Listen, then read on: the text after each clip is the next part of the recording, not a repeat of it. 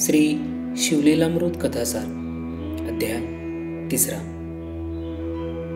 कल्मषपात राक्षसाची कथा व गोकर्ण महिमा. हे शिवशंकरा, पार्वती परमेश्वरा, नीलकंठा, भाललोचना, महेशा, तुला मनोभावे साष्टांग प्राणिपात करत आहे. तुझा जय जयकार असो. नैमिषारण्यामध्ये घडलेली कथा शौनक व इतर ऋषींना सुतांनी सांगितली. ती कथा आता मनोभावे एकाग्रतेने श्रवण करावी. मित्रसह नावाचा एक पराक्रमी राजा पृथ्वीवरती राज्य करत होता. तो इक्ष्वाकू कुळातील होता. तो युद्धशास्त्रामध्ये अतिशय निपुण होता. तो निर्भयपणे लढाई करत असे. त्याच्या पराक्रमापुढे कोणाचे काहीही चालत नसे. त्याने अनेक राज्ये जिंकली होती. त्याच्या योग्यतेचा प्रतिस्पर्धी आता राहिला नव्हता. या राजाने वेदशास्त्राचे सखोल अध्ययन केले होते. त्यामुळे त्याला वेदांवरील प्रमुख सूत्रे ज्ञात झाली होती. अंतरंगातील सिंहासनावर बसलेल्या ईश्वराला जाणण्यासाठीचाही तो प्रयत्न करत असे. एके दिवशी राजा शिकार करण्यासाठी वनामध्ये आला. हाकाऱ्याने नेहमीप्रमाणे सर्वत्र मोठमोठ्याने हाके घालावयास सुरुवात केली. वाघ, सिंह, कोल्हे, लांडगे, हरणी, माकडे, वनगाई अशी जनावरे वाट दिसेल तिकडे धावू लागली. राजा उत्तम शिकारी होता. त्याने अचूक नेमाने अनेक पशूंना ठार केले. आकाशामध्ये विहार करणाऱ्या अनेक पाखरांना देखील राजाने मारले. राजाचा एक बाण एका बलाढ्य अशा राक्षसाला लागला आणि वर्मी लागलेल्या घावामुळे राक्षस ताबडतोब गतप्राण झाला. हे दृश्य लांबूनच राक्षसाचा भाऊ पाहत होता. काही कारण नसताना आपल्या भावाचा राजाने वध केला हे त्याने जाणले. त्याच्या मनामध्ये क्रोधाग्नी भडकला. ह्या राजाचा मी सूड घेईन अशी त्याने प्रतिज्ञा केली. इकडे आपल्या इच्छेप्रमाणे खूप शिकार करून राजा मित्रसह याने आपल्या नगरीत आगमन केले. आपण मारलेल्या राक्षसाचा भाऊ आपला सूड घेणार आहे याची काहीही कल्पना राजाला नव्हती. परंतु राक्षसाच्या भावाच्या मनात क्रोधाग्नी सतत प्रज्वलित झालेला होता. एके दिवशी तो राक्षस आचार्याची सोंग घेऊन राजाकडे आला. त्याने राजाला आपली ओळख करून दिली. पाककलेतील अनेक पदार्थ आपण उत्तम करून देतो याची माहिती त्याने सांगितली. आपण माझ्या हातचे पदार्थ खा आणि नंतर मला आचारी म्हणून कामावर ठेवा असे त्याने सांगितले. राक्षस हा आचार्याचे रूप घेऊन आलेला आहे याबद्दल राजाला काहीच जाणीव नव्हती. राजाने या आचार्याचे बनवलेलं भोजन केले. ते अतिशय रुचकर व मधुर होते. राजा तृप्त झाला. त्याने त्या आचार्यास भोजन बनवण्यासाठी आपल्या पाकशाळेत ठेवले. हा राक्षस एखाद्या संधीची वाटच पाहत होता. त्याला आपल्या भावाच्या वधाचा बदला घ्यावयाचा होता. एके दिवशी वशिष्ठ ऋषींचे आगमन राजवाड्यात झाले. राजाने त्यांचा मनोभावे आदर सत्कार केला. राजाने आपल्या इथे भोजन करण्याची त्यांना नम्र विनंती केली. या आचार्याला आपली संधी साधायची होती. त्याने एका माणसाला ठार मारले आणि त्याच्या शरीराचे तुकडे भाज्यांमध्ये मिसळून टाकले. थोड्या वेळाने वशिष्ठ मुनी भोजनासाठी आले. त्यांच्यासमोर त्याने ताट ठेवले. वशिष्ठ मुनी ज्ञानी असल्यामुळे त्यांनी हा प्रकार काय आहे हे ताबडतोब ओळखले. त्यामुळे ते अतिशय संतापले. ते राजास म्हणाले, हे राजा, मला नरमांस का बरे खावयास दिलेस? तुला माझा क्रोध माहीत नाही. आता तू राक्षस हो. ज्या ठिकाणी कधी अन्न खावयास मिळणार नाही अशा ठिकाणी तुला जावे लागेल. आपण वशिष्ठ ऋषींना प्रेमाने भोजनासाठी बोलवले असताना असा अनुसूचित प्रकार कसा बरं घडले? राजाला आचार्याची शंका आली. ताबडतोब राजाने शिपायांना आचार्यास बोलवण्यास सांगितले. त्याप्रमाणे शिपाई पाकशाळेत गेले. परंतु आचार्य तेथे नव्हता. तो केव्हाच पळून गेला होता. त्याने आपले काम साधले होते. आचार्य पळून गेला हे कळताच राजा अतिशय क्रोधायमय झाला. काय करावे हे राजाला समजेना. खरोखर हा आचाराचा दोष असताना वशिष्ठ गुरूंनी मला दोषी ठरवून शाप दिला. त्यामुळे राजानेही वशिष्ठांना उलट शाप देण्यासाठी हातामध्ये पाणी घेतले. राजा शाप देणार इतक्यात राणी तिथे आली आणि म्हणाली, गुरु शिष्याला शाप देऊ शकतो, परंतु शिष्याने गुरुला शाप दिला तर त्याला महान पातक लागते. अनेक प्रकारे नरकाची दुःखे भोगावी लागतात. यासाठी आपण गुरूंना शाप देऊ नका. तुम्ही शांत व्हा आणि शांतपणे विचार करा. अविवेकाने केलेली कोणतीही गोष्ट हानिकारक ठरते. राजा थोडा वेळ शांत झाला. तो पत्नीच्या बोलण्याचा विचार करू लागला. गुरूंना शाप देणे योग्य नाही हे त्यालाही कळाले. क्रोधाच्या भरात गुरूंना शाप देण्यासाठी हातामध्ये पाणी घेतले होते. क्रोधायमान राजाने शापासाठी घेतलेले ते पाणी होते. ते पाणी पृथ्वीवर टाकले तर अनेक ज्वाळा निर्माण होतील. आता हे पाणी कोठे टाकावे असा प्रश्न राजाला पडला. क्रोधाग्नीने भरलेल्या हातातील पाणी दुसरीकडे कोठेही न टाकता राजाने ते आपल्या पायांवरच टाकले. त्यामुळे राजाचे पाय काळे ठिक्कर बनले. गुरूंच्या शापामुळे राजाचे राक्षसात रूपांतर झाले. त्याचे पाय काळे बनल्यामुळे त्याला कल्मषपाद असे नाव पडले. त्या नावानेच तो ओळखला जाऊ लागला. वशिष्ठ ऋषींना हा घडलेला सर्व प्रकार समजला. हे राजाची चूक नसून आचार्याची चूक आहे हे त्यांनी जाणले. त्यामुळे राजाबद्दलचा त्यांचा राग कमी झाला. परंतु तरी मुखातून शापवाणी प्रकट झाली होती. ते म्हणाले, माझ्या मुखातून प्रकट झालेला शब्द कधी खोटा होऊ शकणार नाही. 12 वर्षांनी तू परत राक्षसाच्या योनीतून मुक्त होऊन जाशील आणि परत आपल्या स्वतःच्या घरी येऊ शकशील. गुरूंचा शाप खरा झाला होता. राजा मित्रसह आता कल्मषपात राक्षस बनला होता. तो आपले राज्य सोडून रानावनातून भटकू लागला होता. एके दिवशी त्याला अतिशय भूक लागली. तेथे त्याला खावयास काहीच नव्हते. त्यामुळे मिळतील ते पशुपक्षी मारून तो खात होता. राक्षस बनल्यामुळे त्याचा चेहरा क्रूर बनला होता.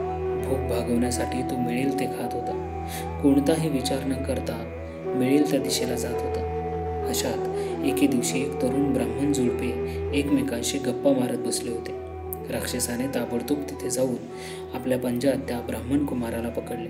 त्याची पत्नी अतिशय घाबरली. ती राक्षसाला म्हणाली, तू आत्ता राक्षस असलास तरी पूर्वीचा तू मित्रसह राजा आहेस. खरोखर तू पुण्यवान आहेस. धर्मशास्त्राचा तुझा अभ्यास झालेला आहे. काही दिवसांनी तू पूर्ववत होणार आहेस. माझ्या पतीला तू आता मारू नकोस. मारलेस तर पाप आणखी वाढेल. ब्रह्महत्येचे तुला पातक लागेल. तुझे पुढील आयुष्य चांगले बनण्यासाठी त्याला मारू नकोस. माझ्या पतीला सोडून दे व तुझे पुण्य वाढवण्यासाठी प्रयत्न कर. कल्मषपाद राक्षस आपला सर्व पूर्व इतिहास विसरलेला होता. त्याच्या मनातील राक्षस भाव सदैव जागा झालेला होता. तो कोणाचे काही ऐकत नव्हता. त्याने त्या तरुण ब्राह्मणाला पत्नीच्या देखत ठार केले व खाऊन टाकले. त्या ब्राह्मणाच्या अस्थी पतिव्रता पत्नीसमोर मोठ्या अहंकाराने फेकून दिल्या. राक्षसाने ब्राह्मणाचा प्राण घेतला होता. हे पतिव्रता स्त्रीने पाहिले व ती अपार शोक करू लागली. तिच्या मनातील क्रोधाग्नीही भडकला. तिने राजाला शाप दिला, हे राजा, माझ्या पतीला तू मारले आहेस. याची फळे तुला भोगावी लागणार आहेत. तू शापमुक्त होशील आणि घरी जाशील त्यावेळी तुला कोणत्याही प्रकारचे सुख लाभणार नाही. राणीबरोबर एकांतात तू ज्या वेळेस बसशील त्यावेळी अचानक तुझा प्राण जाईल. त्या ब्राह्मण पत्नीने पतीच्या सर्व अस्थी एकत्र केल्या. त्यांना मनोभावे बंधन केले. त्या अस्थी आपल्या अंगावर घेऊन ती सती केली.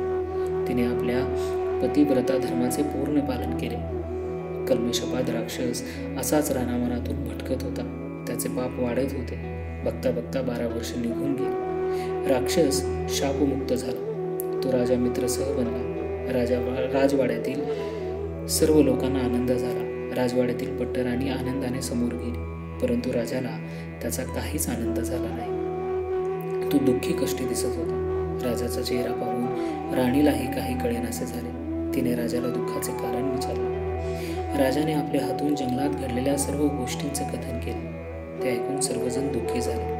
आता राजाचा वंशवेल अजिबात वाढणार नव्हता. राजाला कोणत्याच गोष्टीचा उपभोग घेता येणार नव्हता. राजा दुःखी कष्टी झाला होता. राणीने राजास सांगितले, कितीही संकटे आली तरी आपण आम्हाला सोडून कुठेही रानावनात निघून जाऊ नका. शापामुळे राजाचे जीवन दुःखात चालले होते. मासा जसा पाण्यातून बाहेर काढल्यावर तळमळत असतो तशी अवस्था राजाची झाली होती. राजवाड्यात सर्वत्र उत्तमोत्तम उपभोग असताना राजाला त्याच्यापासून काहीच समाधान लाभत नव्हते. कधी कधी राजा रानात जाऊन एकटाच भटकत असे. आपलेच पिशाच आपल्याच पाठीमागे उभे आहे असे राजाला वाटत होते. शापातून मुक्ती मिळावी म्हणून राजा अनेक प्रकारची व्रते करू लागला होता. एके दिवशी राजा मिथुना नावाच्या नगरीजवळ आला. नगरीच्या सभोवताली एक अतिशय सुंदर नयनरम्य असे रण होते. त्या रानात अनेक प्रकारची सुंदर रंगीत फुले उमललेली होती. तो सुगंध सर्वत्र पसरलेला होता. मोठमोठे वृक्ष सर्वत्र उभे होते. राजा दमून भागून गेला होता. अचानक राजाला आपल्या डोळ्यांसमोर मोठमोठे तपस्वी गौतम मुनी आपल्या शिष्य समुदायासह तेथे राहिलेले दिसले. राजा नतमस्तक झाला. त्याने सर्वांना आदराने नमस्कार केला. गौतम ऋषींनी प्रजेचे कुशल विचारले. राजू सांगू लागला, महाराज, आपल्या कृपेने माझ्या राज्यामध्ये सर्व काही व्यवस्थित आहे. सर्वजण अपार कष्ट करून घाम गाळून आपले काम निष्ठेने करतात, परंतु माझ्या हातून काही काम होत नाही. मी करंट आहे. राजाला ऋषीने त्याचे कारण विचारले. तेव्हा राजाने सांगितले, मला प्रारंभी वशिष्ठ ऋषीने शाप दिला, नंतर नवपरिणिती ब्राह्मण स्त्रीनेही मला शाप दिला आहे. गौतम ऋषींनी राजाची सारी हकीकत जाणून घेतली आणि ते राजाला म्हणाले, हे राजा, मी आत्ताच गोकर्ण क्षेत्रातून दर्शन घेऊन परत आलो आहे. हे तीर्थक्षेत्र अत्यंत परमपवित्र आहे. त्या ठिकाणी श्री शंकर भगवान पार्वती देवीसह ओंकार रूपाने वास्तव्य करत आहेत.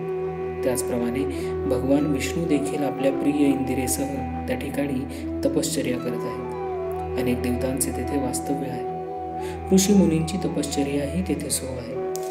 नारद तुंबराचे तेथे आनंद गायन सुरू असते. त्या ठिकाणी सदैव मंत्रघोष सुरू असतो. 10 दिशांचे संरक्षण करण्यासाठी दक्ष तेथे दक्ष असतो. हे अतिशय रम्य स्थान आहे. या ठिकाणी शिवशंकर पार्वती मातेसह वास्तव्य करून आहेत. मी त्या रमणीय स्थानकामध्ये राहून अनेक वर्ष तपश्चर्या केली. अमावस्या, संक्रांत, सोमवार तसेच पर्वकाळी या ठिकाणी अनेक भाविक येतात. त्यावेळी या परमपवित्र क्षेत्रामध्ये स्नान केले तर पुण्याच्या राशी प्राप्त होतात. रावणाने देखील याच ठिकाणी तपश्चर्या केली होती. तसेच रावणाचे बंधू कुंभकर्ण आणि धर्मनीती न्यायाने वागणारा बिभीषण यांनीही या पवित्र क्षेत्री अनुष्ठाने केली आहेत. हे राजा, या शिवलिंगाची कथा तुला मी सांगणार आहे, तरी एकाग्रतेने त्याचे तू श्रवण कर. राजा अतिशय एकाग्रतेने गौतम ऋषींनी सांगत असलेली कथा ऐकू लागला. गौतम ऋषी म्हणाले, रावणाची आई पूजा अर्चा करत होती. शिवलिंगाची पूजा नित्याने करत होती. शिवलिंग पूजन झाल्याशिवाय तोंडामध्ये ती पाणी सुद्धा घेत नव्हती. 5 धान्यांची पिठे करून त्यांचे अतिशय सुरेख असे ती शिवलिंग बनवत असे आणि त्याची मनोभावी पूजा करत असे. एके दिवशी 5 धान्यांचे मिळून तयार केलेले शिवलिंग शत्रूने समुद्रामध्ये नेऊन टाकले होते. त्यामुळे रावणाची आई अतिशय दुःखी कष्टी झाली. तिने अन्नपाणी बंद केले होते. रावणाने आपल्या आईचे दुःख जाणून घेतले होते. तो आपल्या आईला म्हणाला, तू बनवलेल्या शिवलिंगासाठी तू दुःख का बरे मानून घेतेस? तुझा मुलगा तुझ्यासाठी काय वाटेल ते करू शकतो. मी स्वतः कैलास पर्वतावर जाईल आणि भगवान श्री शंकरांचे शिवलिंग घेऊन येईल. त्यामुळे तुला अतिशय आनंदाने पूजा करता येईल. रावणाने आपल्या आईची इच्छा पूर्ण करण्यासाठी कठोर तपश्चर्या करण्यास सुरुवात केली. आपल्या 10 मुखातून तो शिवशंकरांची आराधना करत होता. त्याची ती कठोर तपश्चर्या पाहून श्री शंकर तेथे प्रकट झाले. त्यांनी रावणाला विचारले, तुला हवे ते सांग, मी तुझ्यावर प्रसन्न झालो आहे. त्यावेळी रावणाने शंकरांकडून आत्मलिंग मागितले आणि जगातील सर्वात सुंदर स्त्री द्या अशी विनंती केली. रावणाने तर कठोर तपश्चर्या केली होती, म्हणून भोळ्या शंकराने तथास्तु म्हणून रावणाला वर दिला. अत्यंत तेजस्वी देदीप्यमान आत्मलिंग त्याने रावणाच्या हातात दिले. त्यानंतर रावण पुन्हा म्हणाला, मला आता सुंदर स्त्री सुद्धा द्या. त्यावेळी शंकर म्हणाले, पार्वती देवी स्वतः अतिशय सुंदर आहेत. तिच्या एवढी कोणतीही स्त्री जगात सुंदर नाही. तरी तू पार्वतीलाच घेऊन जा. रावणाने शंकराच्या आज्ञेचे पालन केले आणि पार्वतीला आपल्या खांद्यावर घेऊन तो निघाला. उजव्या हातामध्ये त्याने आत्मलिंग धरले होते. कैलास पर्वतावर हाहाकार निर्माण झाला. सर्वजण दुःखी कष्टी झाले होते. आपल्या पत्नीलाही देऊन टाकणाऱ्या भोळ्या शंकरांना काय म्हणावे हे त्यांना कळत नव्हते. रावणाच्या हातून सुटका होण्यासाठी भवानी मनातल्या मनात विष्णूचे सदैव स्मरण करत होती. हे विष्णू, माझ्यावर तर आता महान संकट आले आहे, तरी या संकटातून तूच मला सोडव. कारुण्याने ओतप्रोत भरलेली पार्वतीची प्रार्थना ऐकून विष्णूचे आसन डगमळीत होऊ लागले. त्यांनी एका ब्राह्मणाचे रूप घेतले व ते रावणासमोर येऊन प्रकट झाले. रावणाच्या खांद्यावर असलेल्या भवानीकडे पाहत हसत हसत विष्णू रावणाला म्हणाले, रावणा, ही जगातील सर्वात कुरूप स्त्री तुला कुठे मिळाली आणि तू तिला खांद्यावर घेऊन एवढ्या घाईने कुठे निघाला आहेस? रावणाने विष्णूच्या त्या ब्रह्मरूपाकडे उपेक्षेने पाहिले व म्हणाला, ही कुरूप स्त्री आहे, ही तर त्रैलोक्य सुंदरी आहे. भगवान शंकरांची भवानी आहे. त्यांनी मला स्वेच्छेने दिली आहे. अरे, तू वेडा की काय? त्या स्त्रीला खांद्यावरून खाली उतरून तिच्याकडे जरा लक्षपूर्वक बघ. आणि तू म्हणतोस तशी ती त्रैलोक्य सुंदरी आहे का ते मला सांग. हे ऐकून रावणाने पार्वतीला खाली उतरवले. तिने आपले रूप बदलले होते. अत्यंत क्रूर, वृद्ध, तोंडात दात नसल्यामुळे गाल आत गेलेले अशी ती म्हातारी पाहून रावण आश्चर्यचकित झाला. रावणाकडे पाहत ब्राह्मण हसत होता. रावणाने त्या स्त्रीला तिथेच सोडून दिले. तो पुन्हा शंकरांकडे गेला व म्हणाला, भगवान, मला आपण का फसवले? तुम्ही अपर्णा म्हणून कुरूप अशी स्त्री का दिलीत? तेव्हा शंकर म्हणाले, अरे रावणा, मी तुला त्रैलोक्य सुंदरीच अर्पण केली होती. ती पार्वती म्हणजेच माया आहे. तो आपल्याजवळ तिला कधीच सांभाळू शकला नसतास. मायाचा पसारा ब्रह्मांडाहून मोठा आहे. इकडे विष्णूंनी पार्वतीला ज्या ठिकाणी रावणाने खांद्यावरून उतरून ठेवले होते तिथे तिची भद्रकाली देवी म्हणून स्थापना केली व माता म्हणून तिला मनोभावे वंदन केले. शंकराने रावणाला नीट समजावून सांगितले. नंतर आपल्या अंगच्या मळीपासून एक सुंदर पुतळी निर्माण करून रावणाला दिली व म्हणाले, हे रावणा, हा माझा कृपाप्रसाद घे.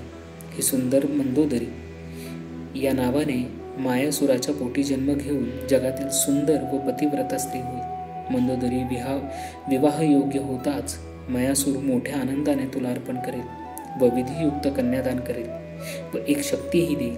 ती शक्ती बलाढ्य अशा शत्रूवर फेकलीस तर शत्रूचा त्या क्षणी अंत होईल. तू आता जा. शंकरांच्या सांगण्यामुळे समाधानी होऊन रावण तेथून घरी निघाला. आत्मलिंग गेल्यामुळे निर्माण होणाऱ्या संकटाचा सर्व देव विचार करू लागले.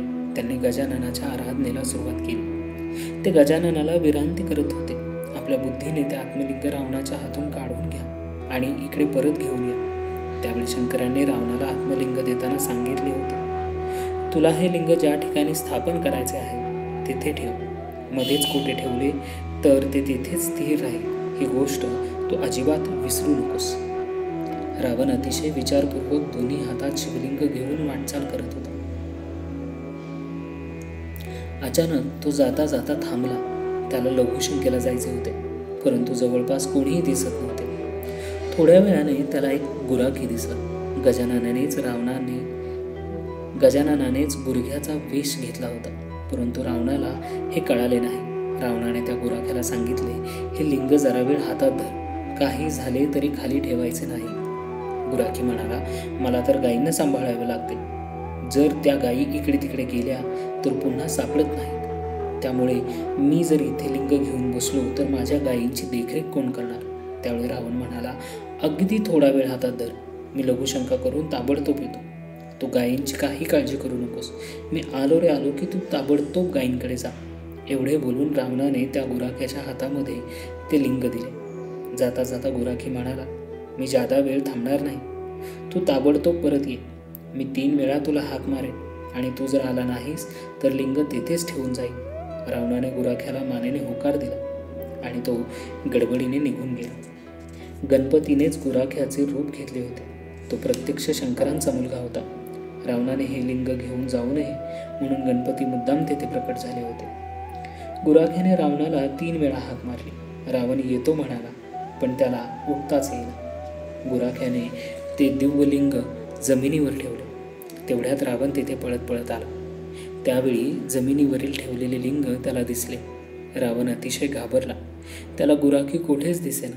ते दिव्यलिंग रावण उचलण्याचा प्रयत्न करू लागला, पण त्याला ते उचलता येईना. त्याने सारी शक्ती खर्च करण्याचा प्रयत्न केला, परंतु जमिनीवर ठेवलेले ते लिंग एक रेसभरही मागे पुढे हलेना. रावणाने पुन्हा सारी शक्ती खर्च करून ते लिंग उचलण्याचा प्रयत्न केला, पण काही उपयोग झाला नाही. रावणाने गुराख्याचा शोध घेण्याचा प्रयत्न केला, पण तोही दिसेना. गायी जमिनीत शिरल्या. रावणाच्या हातात एका गायीचा कान लागला. त्याने तो कान ओढण्याचा प्रयत्न केला, परंतु त्याचाही काही उपयोग झाला नाही. रावणाने त्या ठिकाणी शंकरांची मनोभावे पूजा केली. तेव्हापासून त्या क्षेत्राला महाबळेश्वर असे नाव पडले. रावणाने घडलेली ती हकीकत आपल्या मातोश्रींना सांगितली. त्यामुळे ती तेथे येऊन आत्मलिंगाची पूजा करू लागली. हे शंकरांचे आत्मलिंग असल्यामुळे ऋषीमुनी, देव, देवताही तेथे येऊन पूजा करत असतात. रावणाने तेथे अनुष्ठान करून वर प्राप्त करून घेतला आणि देवांना जिंकून बंदिवासात ठेवले. भगवान शंकरांनी मयासुरास त्याची कन्या मंदोदरी हिला रावणाला देण्यास सांगितले. त्याचबरोबर अनेक प्रकारच्या शक्ती रावणाला दिल्या. या विवाहामुळे रावणाचा वंश मोठ्या प्रमाणात वाढत गेला.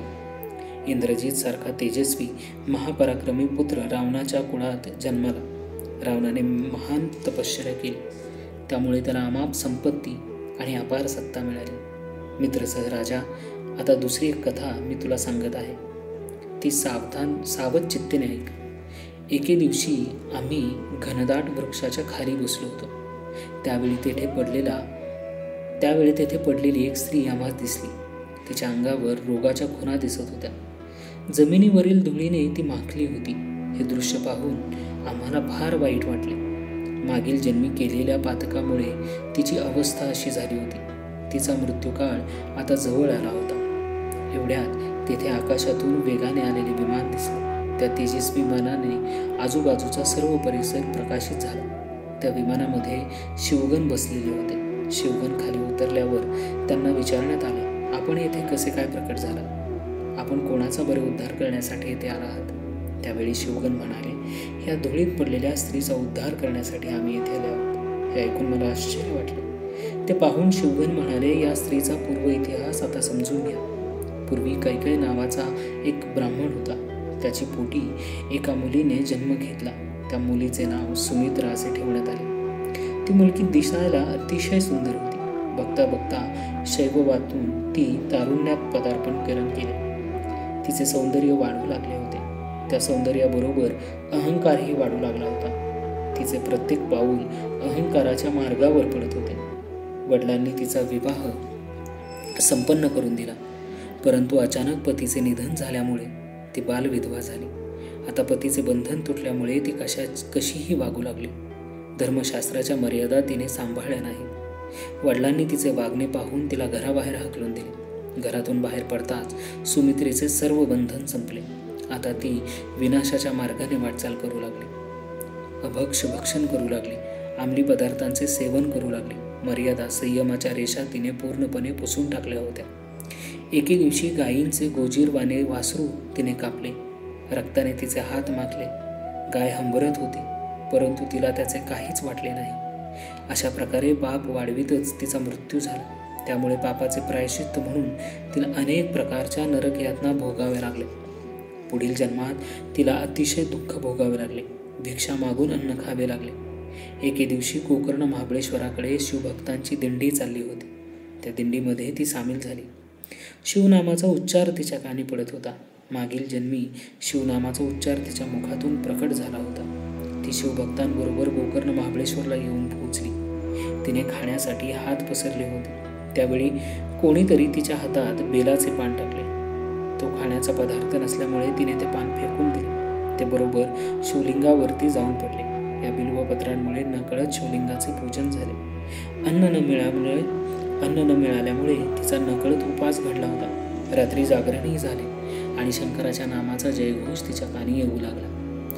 ओम नमः शिवाय चा आवाज ऐकून तीही सतत जप करू लागली. अंतकरणातून प्रकटलेल्या शिवनामामुळे तिचे पातक कमी झाले. पुण्य वाढीस लागले. अशा प्रकारे या स्त्रीचे पुण्य वाढल्यामुळे आम्ही तिच्यासाठी दिव्य विमान घेऊन आलो आहोत. तिला आपल्या कर्माचा पश्चाताप झाला. तिच्या डोळ्यातून अश्रू वाहू लागले. ईश्वराजवळ ती कारुण आणि भाकू लागली. त्यामुळे पाप क्षीण होऊन पुण्य वाढीस लागले. राजा मित्रसह गौतम ऋषींना म्हणाला, खरोखरच या स्त्रीचा संत संगतीमुळे उद्धार झाला. गौतम ऋषी म्हणाले, हे राजा, ती गोकर्ण महाबळेश्वरला गेल्यामुळे तिचे पाप कमी झाले. तिला सत्संगती लाभली.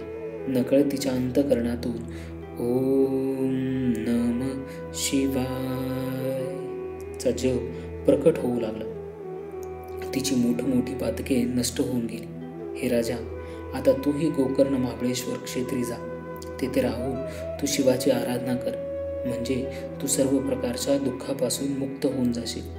आता मला जनक राजाचे आयोजित केलेल्या यज्ञासाठी जावायचे आहे. एवढी बोलून ते निघून गेले. आता राजा गोकर्ण महाबळेश्वरला जाण्यासाठी निघाला. तेथे जाऊन शास्त्राप्रमाणे अनुष्ठान करून त्याने पूजा अर्चा केली आणि श्री शंकरांना प्रसन्न करून घेतले. राजाला कैलास पर्वताहून विमान आले. शिवगण उतरले. त्यांनी राजाला विमानात बसवून कैलास पर्वतावर आणले. तेथे शिवशंकरांचे साक्षात दर्शन झाले. मित्रसह राजाला मुक्ती मिळाली. तो शिवशंकरांच्या पायाशी विलीन झाला. गोकर्ण महाबळेश्वर क्षेत्राचे महात्म्य महान आहे. आजपर्यंत तेथे शास्त्रसिद्धी पद्धतीने अनुष्ठान करणाऱ्या भक्तांचा उद्धार झाला आहे. जो अंतःकरणापासून शिवाची आराधना करतो त्याला शिवाचे दिव्य आशीर्वाद प्राप्त होतात व त्याचे जीवन पूर्ण आनंदरूपी बनून जाते.